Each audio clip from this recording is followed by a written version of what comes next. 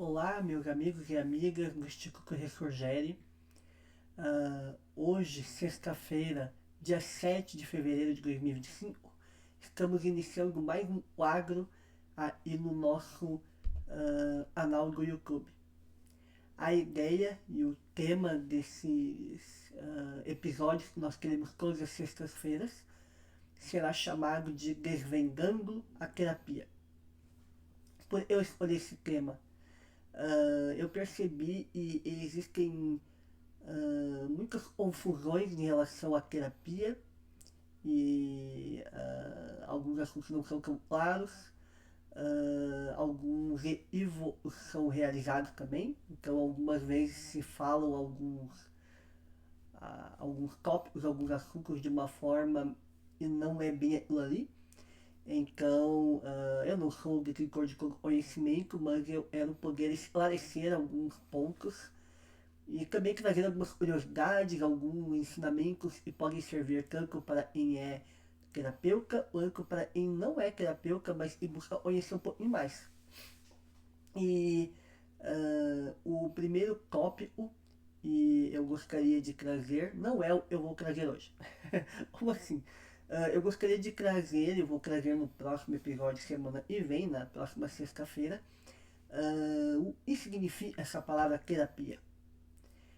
Só e quando eu pensei em falar esse primeiro assunto, eu senti e eu deveria falar de um outro assunto primeiro. E tem muitos assuntos que eu tenho em mente, tem assuntos bem legais, tem algumas perguntas que eu vou lançar durante a semana para interagir com vocês, o público do Instagram, lá no nosso Instagram, Instituto.Ressurgere, onde também eu vou trazer uma reflexão e alguns apontamentos daquela pergunta lá. Então essa pergunta está lá essa semana e foi postada ontem. Vai ser respondida por um post no sábado, mas em outro momento eu irei trazer um vídeo sobre isso também. Certo? Então é bastante informação, mas vamos e vamos, vai dar tudo certo e vamos ter grande conhecimento junto. Vocês estão abertos, eu ouvindo vocês a participarem comigo, a perguntarem, também fazerem questionamentos, também podem discordar de mim, fiquem à vontade. O importante é nós trocarmos conhecimento. Então, cara, Daniel, qual é o assunto que você decidiu trazer antes de explicar o que é a terapia? Eu decidi escolher o assunto da minha abordagem terapêutica. E eu utilizo. Não é bem minha, né? Mas eu pego emprestado para poder utilizar. Então eu vou falar na próxima semana sobre o que é a terapia, sobre a origem dessa palavra, um pouco da história dessa palavra, em quais momentos a palavra terapia surgiu na ciência e também até os dias de hoje, quais áreas da terapia, quem pode fazer terapia, quem não pode fazer terapia e quais abordagens de terapia tem também. Tem muitas, tá? Mas eu vou trazer algumas que são mais conhecidas e eu tenho mais conhecimento também. Mas eu gostaria de trazer um pouquinho da minha abordagem terapêutica. Então, eu estudei psicologia e me formei como psicólogo e eu decidi ser um terapeuta. E aí, geralmente nós escolhemos uma abordagem, uma linha teórica, um método terapêutico. E me foi apresentado muitos métodos. Alguns eu vou citar e talvez vocês conheçam, talvez não. Mas a gente vai falar um pouquinho deles mais pra frente, nas próxima encontro nossa semana que vem. E também em outros momentos eu vou citar elas também. Temos a psicanálise, temos a terapia cognitivo-comportamental, temos a terapia dos sistemas, temos a gestalt terapia, temos a abordagem centrada na pessoa, temos a terapia fenomenológica existencial, temos terapia racional emotiva comportamental, temos muitas terapias, muitas abordagens, mas e eu escolhi a logoterapia, do Viktor Frankl. Eu já tenho alguns vídeos no canal sobre ele, e é um autor que eu admiro muito. E aí o grande tema do Desvendando a Terapia é por que eu escolhi a logoterapia. E Eu acredito que isso pode trazer um pouco da minha gratidão a esse autor, a essa abordagem terapêutica, antes de realmente semana que vem iniciarmos o que é a terapia e traremos muitos assuntos no futuro. E eu tenho uma grande gratidão a esse autor. A primeira vez que me foi apresentado, eu estava no primeiro semestre da faculdade e a professora ela apresentou 3 livros. Ela apresentou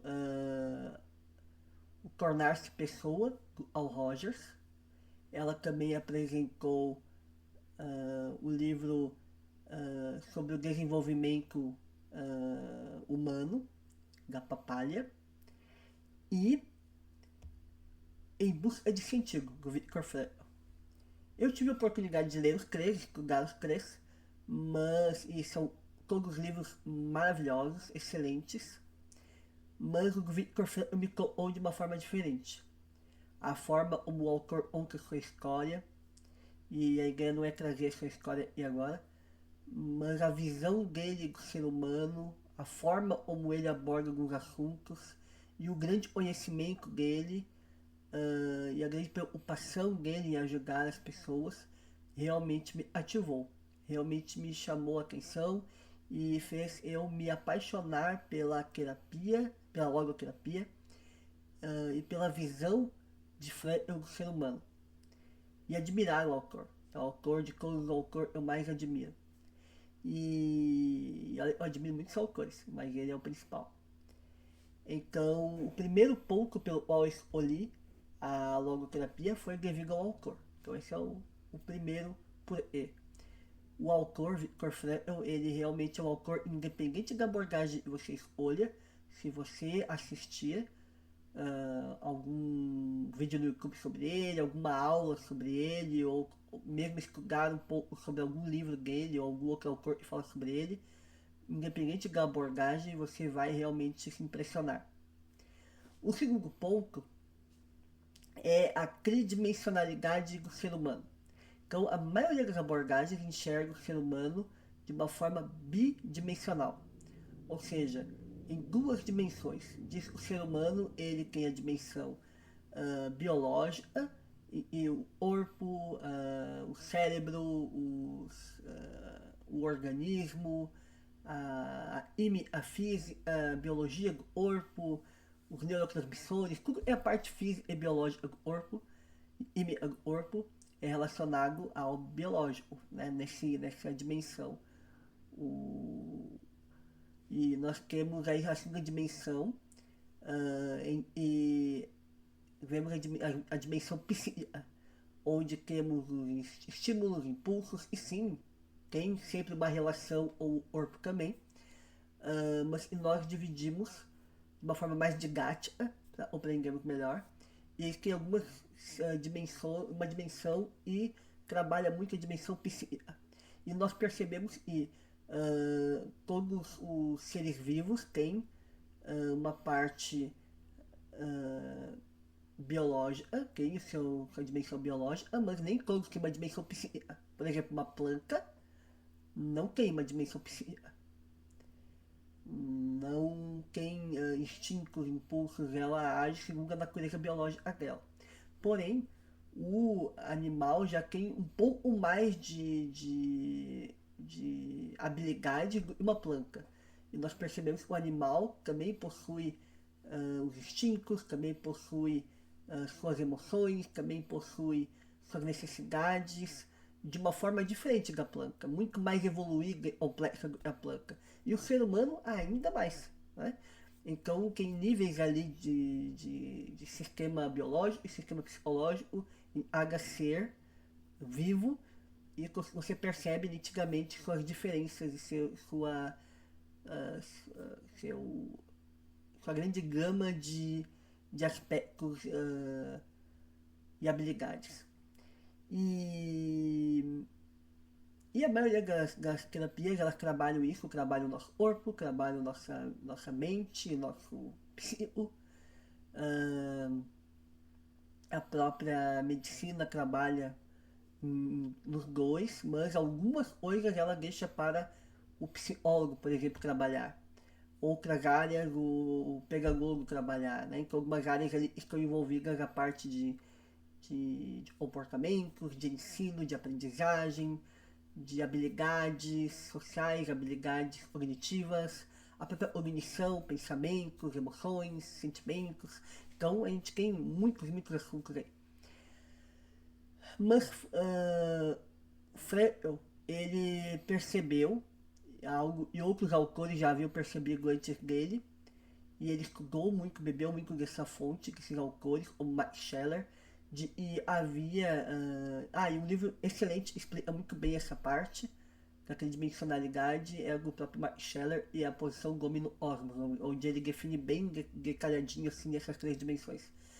E o Franco se impressionou, ele realmente percebeu, e ele era um médico, psiquiatra, neurologista, e percebia que o ser humano tinha algo e não era apenas cognitivo, não era apenas comportamental, havia algumas características exclusivamente humanas. E o Max Scheler chama de dimensão noética ou noológica, ou como foi traduzido em muitas línguas, espiritual, mas não no sentido religioso, mas sim no sentido noológico e noético.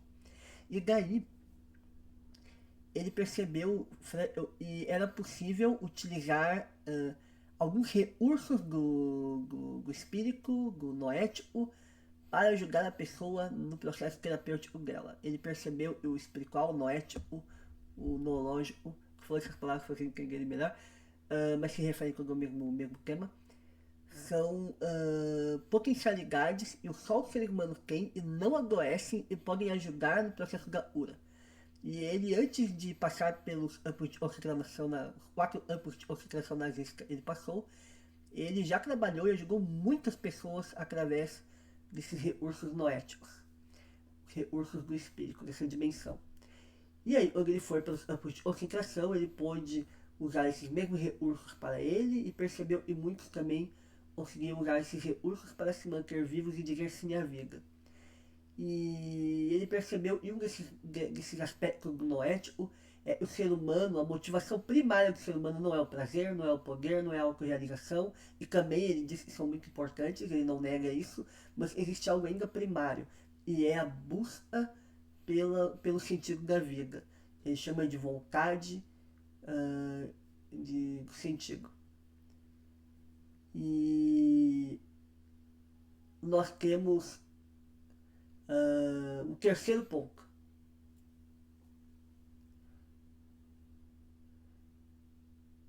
E é a logoterapia, eu percebi quando eu estava estudando dela, ela é aberta ao diálogo com outras escolas. Então não é uma terapia assim, ó, só eu tenho a verdade e ninguém mais tem nenhuma coisa a contribuir. Ele falou, não, nós podemos conversar com outras abordagens, a logoterapia ela não veio para substituir outras abordagens, mas para ser complementar. Ela percebeu que outras abordagens de terapia estavam necessitadas de olhar o ser humano nessa tridimensionalidade e poderia, a logoterapia poderia contribuir muito para o processo terapêutico. Então ela não veio para substituir, mas para ser um complemento de outras abordagens, ajudando elas a serem ainda melhores e mais eficazes. E muito do que ele falou há muito tempo atrás, hoje, no século atual, as pessoas estão percebendo e é um fato. Então ele era realmente um homem muito além do seu tempo. Ele foi extremamente visionário, vendo as necessidades humanas, tanto da época dele quanto no futuro, e no caso é o hoje, né, o presente. Então podemos dizer que a logoterapia ela tem o potencial de ser uma terapia integrativa. E hoje em dia nós chamamos de a Inca-Onda, né, número 5, né, a onda número 5, a Inca-Onda do terapêutica, né, da terapia. Inca-Onda da terapia, da psicoterapia, eu vou falar disso na semana que vem, quais são as ondas, é a terapia integrativa. Tem muitas pesquisas no mundo inteiro e percebem que quanto mais a terapia ela é aberta a conversar com outros diálogos, aplicar algumas técnicas de outras escolas, mais eficaz é. Então se atinge mais áreas, mais necessidades do ser humano. E eu já via isso no Microcapo, mas ela não é uma terapia integrativa, ela não é. Integrativa é dizer que pega um monte de coisa, bota no liquidificador e faz uma batida, não é isso? Ou uma salada de fruta, não é? Mas sim, e tem uma base terapêutica, sei lá, terapia cognitivo-comportamental, e ela se utiliza de outros recursos, de outras técnicas, de outras abordagens para ser ainda mais eficiente. E, então a logoterapia ela é aberta a essa integração. E isso me fascinou também. Temos então o incuponto e ela não, o arco, né? O arco-ponto. É aberta ao seu próprio desenvolvimento. Então a logoterapia ele não deixou algo pronto, mas ele deixou a base para que outros pudessem deixar ela ainda mais evoluída. Então, tem alguns assuntos que ele não trouxe na época dele, mas que outros logoterapeutas estão trazendo hoje atualmente, como por exemplo a aplicação da logoterapia ou o TEA, né, o autismo. É algo que eu não trouxe, mas existem muitas pesquisas incríveis e muitos profissionais logoterapeutas trabalhando nessa área. Terapia ou educação, ele falou muito breve mesmo, mas ela foi realmente aprofundada, sistematizada muito mais pra frente. Psicoterapia infantil, ele não falou a respeito também é muito sutil ali, breve, da psicoterapia criança e adolescente, da possibilidade disso, mas quem realmente estruturou isso foi muito mais para frente. Então ela é muito aberta ao seu próprio desenvolvimento e ela também é muito eficaz em alguns tratamentos de algumas neuroses nojênicas, como ele chama, e outras abordagens nem olham muitas vezes para isso. Então ela também é aberta ao seu desenvolvimento, não precisando estar uh, junto, integrada a outra abordagem para ser eficiente. Ela é eficiente por si só, mas ela também existe essa possibilidade de se integrar a outras. E o quinto ponto, ela responde muitas perguntas e outras abordagens não respondem. Então, quando eu comecei a estudar várias abordagens, terapia comportamental, gestalt terapia, psicanálise, entre outras, eu fiquei maravilhado, porque realmente tem muita coisa interessante, muito conhecimento, mas havia algumas perguntas que eu não conseguia a resposta, nem em livros, nem com professores que têm muito conhecimento nessa área, nem perguntando para profissionais muito renomados nessa área. E muitas vezes, não, esse assunto a gente não fala sobre isso. Isso daí não tem a ver com a gente. Isso daí não é algo importante para nós. Isso daí é baseado nesse princípio. Só aquele princípio não batia, sabe? Não tava fazendo sentido.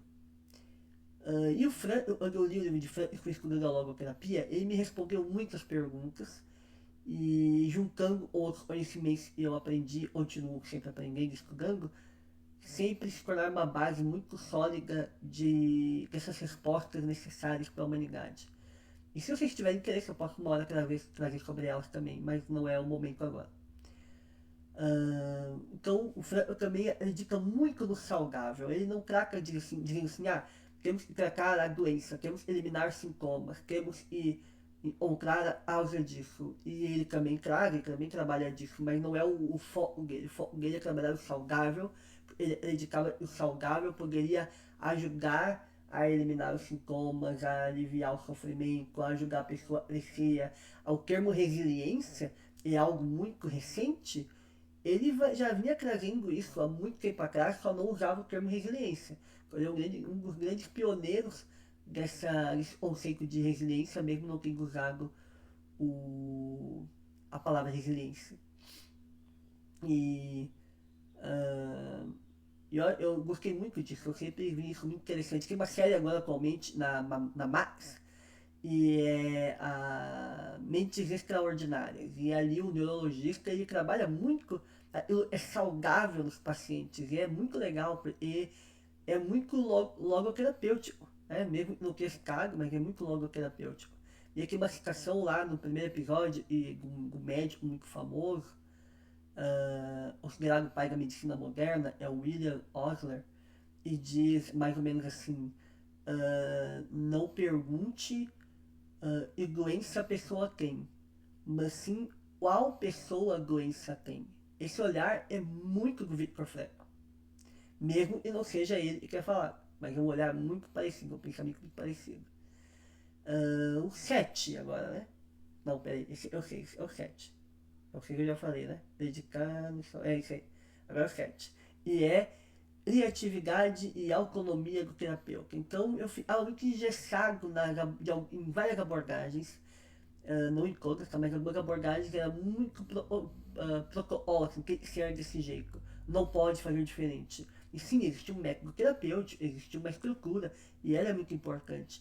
Mas e se o paciente sai daquele padrão de forma de tratamento, eu preciso adaptar e adequar ali, mas se eu adapto e adequo, eu saio da normativa e isso não seria correto segundo algumas abordagens. E a criatividade, se eu quiser trazer algo, eu sei que vai ajudar a pessoa e trabalhar, por exemplo, um livro, né, uma biblioterapia, e eu sei que vai ajudar muito o paciente a gente trabalhar e debater sobre essa leitura. Não, não seria adequado para algumas abordagens. Felizmente, hoje em dia está muito mais aberto a isso, mas há um tempo atrás, infelizmente, alguns ainda pensam dessa forma e não seria adequado. Então, a criatividade e a autonomia do terapeuta em algumas abordagens é praticamente zero. Hoje em dia está melhorando muito e eu fico muito feliz com isso.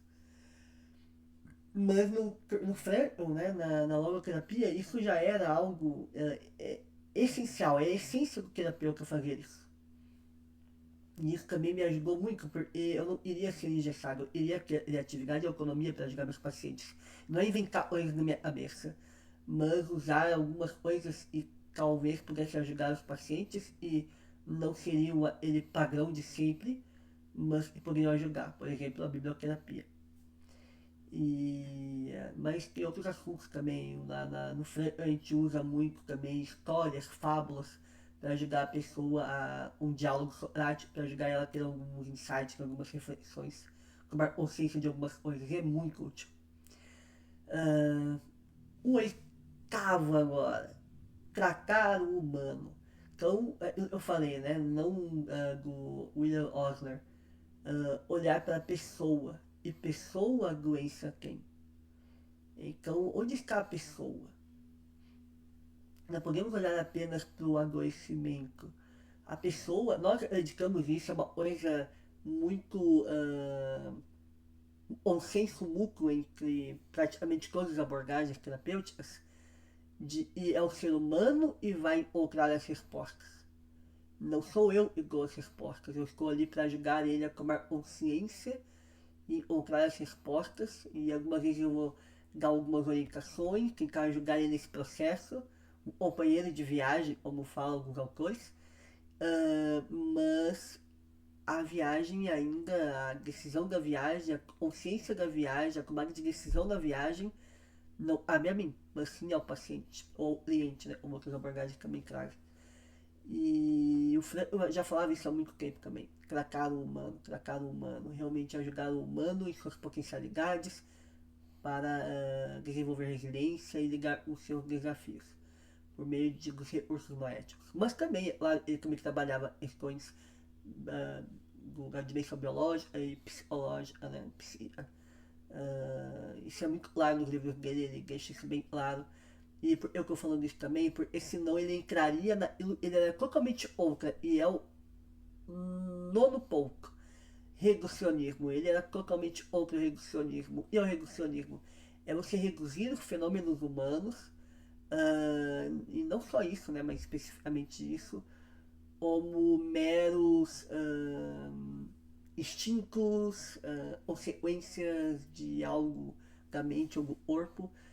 Então, poderia dizer assim, e é o amor. Aí, o amor é lindo, eu amo amar, né? O amor é tão lindo. O amor tem seus desafios, mas quando é um amor puro, genuíno, é um amor lindo, construtivo.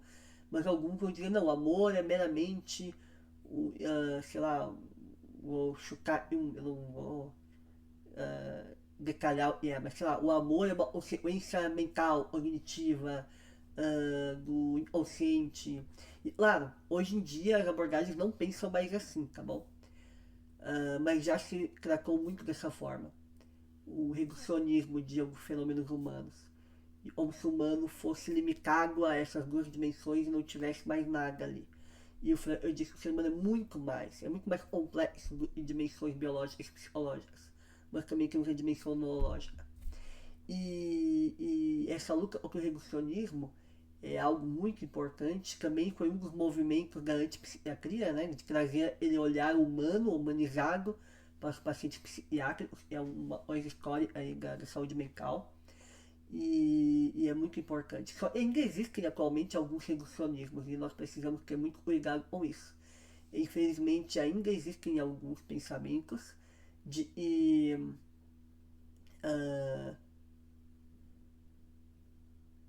nós precisamos trabalhar apenas determinado ponto, porque isso vai ser o suficiente. Aí a pessoa vai lá, dá uma melhorada, realmente, mas depois volta ainda com mesmo dificuldade, vão ver com mais problemas. E aí não se desenvolveu resiliência e alguns recursos que a pessoa poderia usar para a vida dela. Uh, e e ter cuidado com esses tipos de reducionismo. Até o reducionismo também das verdades, né? Tipo, a minha verdade é a única verdade, como se todo o resto fosse mentira.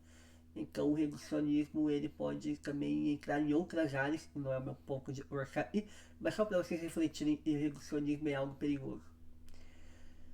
E o 10º ponto, para a gente finalizar o nosso vídeo, e ficar bem longo, eu sei, mas vai valer a pena oferecer o conhecimento daí. O outro ponto pelo qual eu escolhi a logoterapia foi a relação terapêutica. Então, um ponto muito importante aí, o próprio Freud falou sobre isso, e ele não disse que a psicanálise serviria para todas as pessoas, para todos os terapeutas, mas ela fazia muito sentido para ele, e era uma abordagem que tinha muito a ver com a forma como ele pensava, via a vida, o mundo, as pessoas, então fazia muito sentido para ele. Talvez não faça sentido para algumas pessoas. Então, muitas abordagens não fizeram muito sentido para mim, apesar de serem muito importantes e eu uso alguns conhecimentos de cada uma delas. Então, tem vezes eu realmente sei alguma questão a psicanálise responde algumas questões, a terapia cognitivo comportamental responde outras, e outras abordagens, cada uma tem um pouco a contribuir. Mas tem algo muito importante e a logoterapia fez muito sentido para mim. E esse último ponto que fez muito sentido para mim é a relação terapêutica. A forma como o logoterapeuta trata, cuida e acompanha os seus pacientes é muito diferente das outras abordagens. Não de todas, tá? Tem algumas que é muito parecido. Por exemplo, a abordagem centrada na pessoa e a logoterapia conversam muito bem. Mas outras abordagens têm uma visão um pouco diferente da relação terapêutica, por mais que todas sabem e isso é importante. E algumas chamam de vínculo terapêutico, relação terapêutica, conexão terapêutica, enfim. O importante é, e isso é um ponto muito importante, fundamental para o processo de cura, de resiliência da pessoa humana.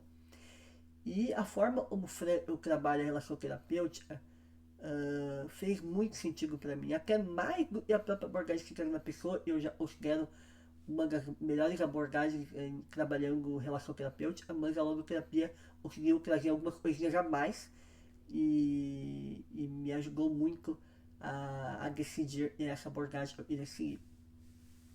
E eu sou muito feliz usando a abordagem da logoterapia e sim, eu integro algumas técnicas, algumas visões, alguns instrumentos de outras linhas, de outras correntes, de outras abordagens e é muito útil.